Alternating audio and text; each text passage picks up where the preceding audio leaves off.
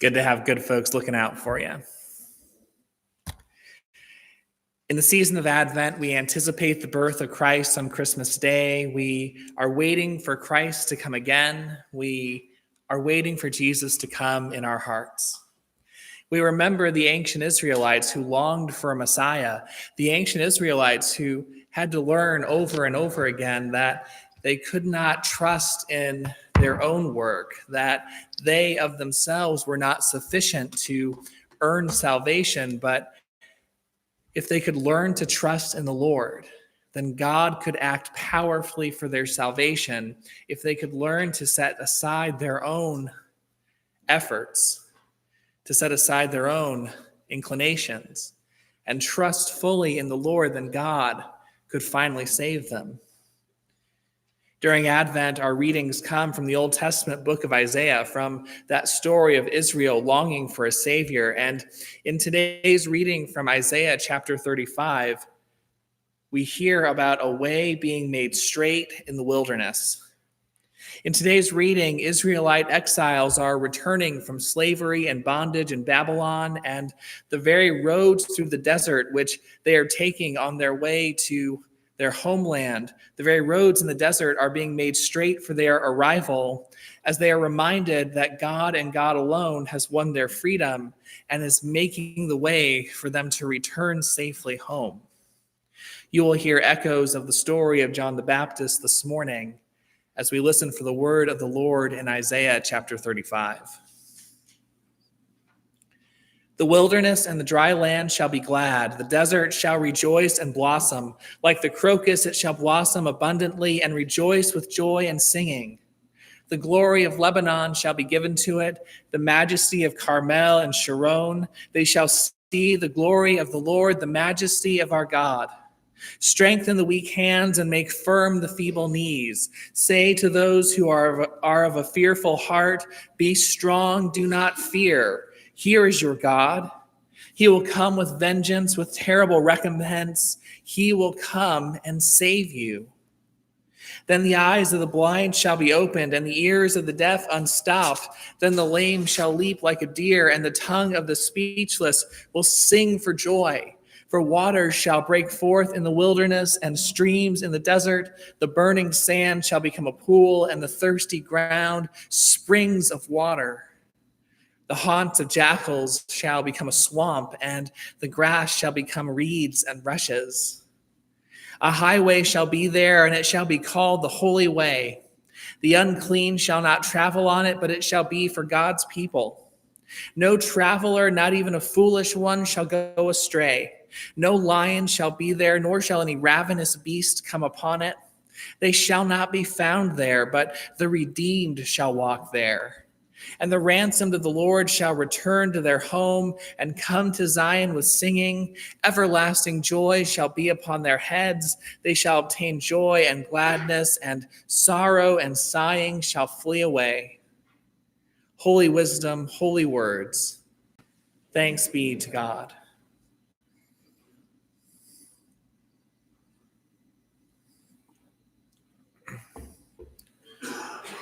The story of God's chosen people, the story of Israel, the story of the Old Testament is the story of a people who cannot save themselves.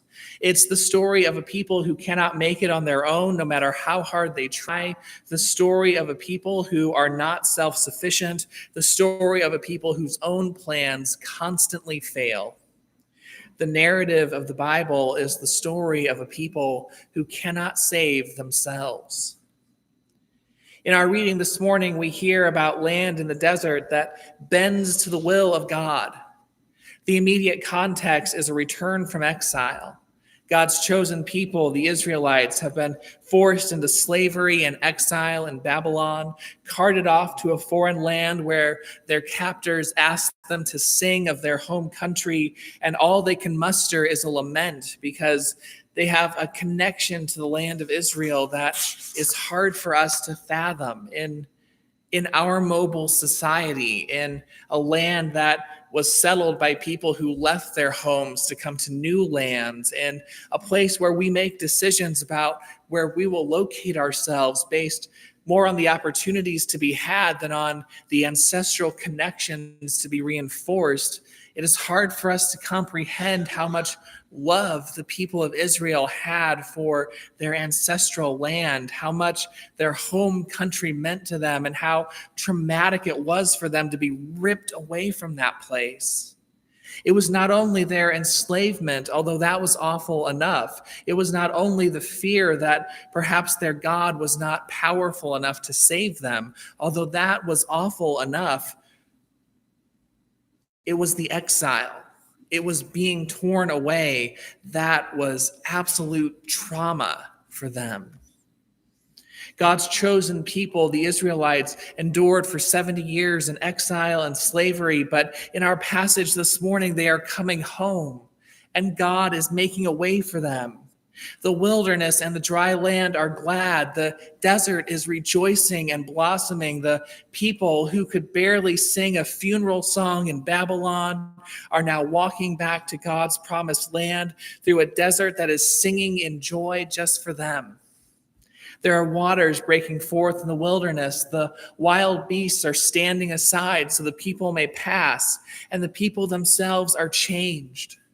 The prophet Isaiah charges the people, strengthen the weak hands and make firm the feeble knees. Say to those who are of a fearful heart, be strong, do not fear. God is with you. It strikes me that these are words you only need to say to those who are afraid. If the people are leaving their bondage and returning to freedom without fear, you don't need to tell them not to be afraid. If the people are walking through the wilderness fully trusting that God is with them and that the perils of the journey are nothing to fear, then you don't need to tell them not to be afraid, but they are afraid. So they need these words. They know that a desert journey is a hard one. They wonder where they will find water and how they will find food. They worry about lions and other predators who might attack by day, about bandits and thieves who might attack by night. They're not a wealthy group. They don't have much to steal, but it's not as though they have an army to protect them. It's not as though they are armed to their teeth by the captors who've just released them. And even if they make it through the journey completely unscathed, completely safe, they are returning to a place that's in ruins. God's temple has been destroyed. The walls of Jerusalem have been torn down. The land they love is wild and untilled. And in the face of all that, of course, they are afraid. And this is why the prophet Isaiah must declare to them, strengthen the weak hands and make firm the feeble knees. Say to those who are of a fearful heart, be strong and do not fear. God is with you. These are words you say to people who are afraid. These are words you say to people who are afraid God might not be with them. Nonetheless, it is declared to them, strengthen the weak hands, make firm the feeble knees. Say to those who are of a fearful heart, be strong, do not fear. God is with you. Those who hear and believe the message see the desert transforming before them. They see the crooked paths made straight. They see the valleys lifted up and the mountains laid down low. They see the rough places made smooth so that God's people might pass. They see flowers bloom in the desert and water spring forth in the wilderness, and the wild animals standing aside to make room for God's people. Those who trust in the Lord, those who believe and are not afraid, see the road transformed before them.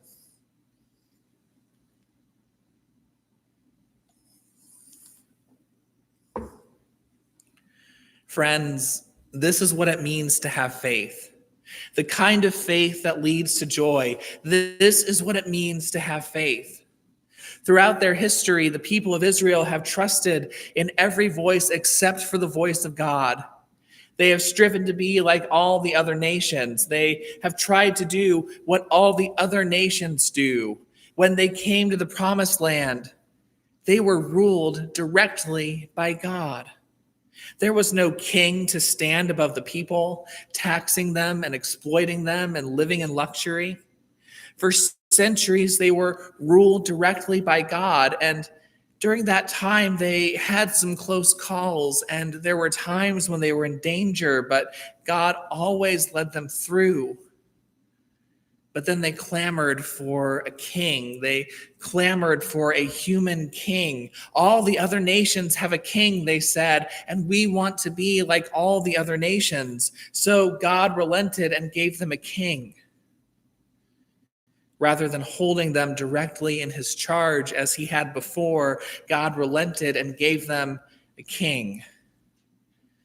But it was not long before the people realized that having a king is not enough. It was not long before they realized that the king wasn't going to be able to help them feel safe any more than they had felt safe before. And so they felt insecure again. They felt insecure again, and in the face of foreign enemies, they turned to foreign military alliances.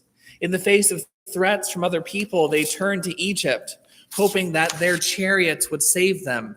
They turned to Assyria, hoping that Assyria's soldiers would save them. They turned to Babylon, hoping the Babylonians would beat back the Egyptians. They sought their own way instead of God's way. They looked for strength in horses and chariots and soldiers rather than faith in the one true God.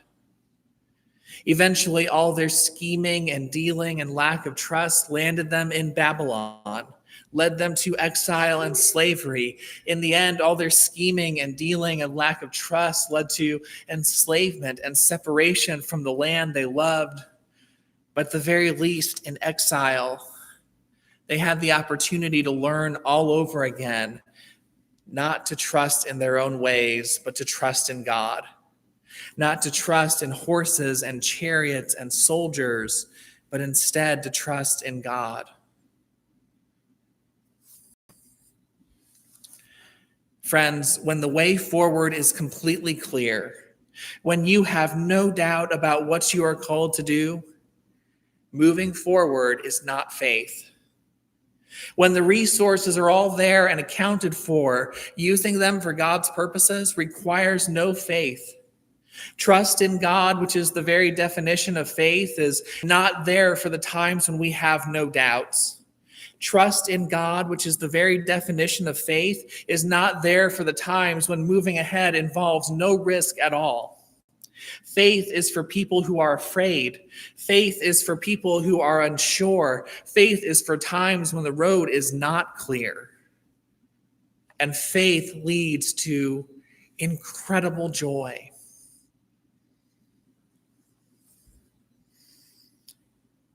Faith is for times when the road is not clear, but faith leads to incredible joy, to an understanding of God at work that completely supersedes what we thought was possible and that fills us with a joy we can barely comprehend. Later today, over lunch, our session will meet to discuss our budget for 2020.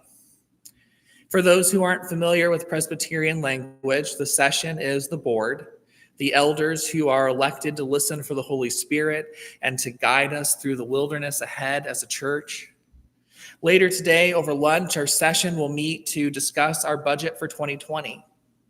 As they meet, they will be aware that 2 years ago, we passed a deficit budget where there were more expenses than there was projected revenue. We passed a deficit budget, counting on special gifts to make the difference between what was pledged and what we needed, and those special gifts came through. And the session will be aware that this year we began the year with an even bigger deficit, and that $60,000 in special gifts helped us make it through the year with our finances in good standing. For that, I say praise be to God. And thank you to this church, to our members, for your generosity. As 2019 comes to an end and 2020 looms and decisions need to be made about the budget for next year, well, you all are intelligent people, and I imagine that you can imagine the situation we find ourselves in again. When we make our best projections of next year's revenue based on what you have generously pledged and our best guesses of what we can hope for, we're going to come up short again. And the basic question that will come before the session later today over lunch will be, how much are you willing to trust in God? Will you trust that the God who came through for this church 2 years ago will come through again? Will you trust that the God who made a way for this church a year ago will come through again? Will you trust that the God who made a way through the wilderness for the people of Israel will also make a way for us through a wilderness where we can't see the road ahead, where it's not clear what to do? Will you trust that God will come through? Or would you prefer to rely on your own resources? Would you prefer to trust only in the pledges you have in hand, only in the hard numbers that you can discern and feel sure about? It's not an easy question to answer. If it were easy, moving forward would not be an act of faith. If the way forward were already clear, stepping into the road would not be an act of faith. If the resources were already in hand and accounted for, committing to using them for God's purposes would involve no faith at all. But faith is for the moments when we are afraid. Faith is for the times when the answers aren't clear. Faith is for the seasons when we walk on the tightrope without a net. And when we trust in God in this way, when we have faith in God in this way, when we're willing to say, God, not my way, but your way, and Lord, your will be done. Those are the times when we discover the true meaning of joy. That's when the joy of faith fills our souls. That's when we know the joy of the coming Messiah. That's when we know the joy of the Christ who will be born to save us.